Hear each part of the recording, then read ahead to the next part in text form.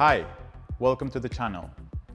In today's video, I'm going to show you how to install a note reader in the M series machine. For today's exercise, I'm going to use the Apex 7000. Before we start, we have to turn the machine off. To remove the plate where the note reader is going to be located, we'll have to use a 7mm socket key. There are two possible places where you can install the note reader.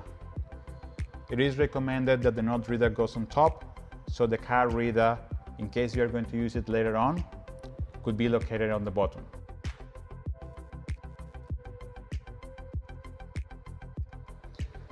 Once the nuts are removed, the plate is free to be removed.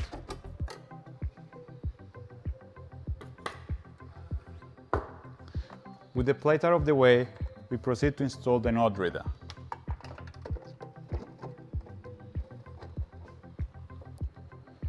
Keep in mind there are 4 screws where the nuts go in.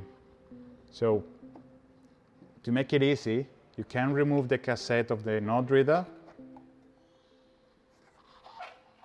and have extra room. Place the nuts back to the screw. Now once the nuts are in, we can use back again the 7mm socket and tie it up. Once that's all secured, we can put back again the cassette and then we have to connect to the MDB cable that comes from the motherboard. Bear in mind, if you already have a coin changer installed, you'll have to unplug the coin changer. Then the note reader will be plugged in directly to the motherboard, and the other end of the note reader will go connected to the coin changer.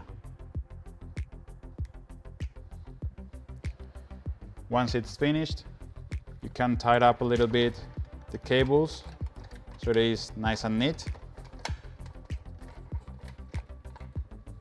and you can turn the machine back on.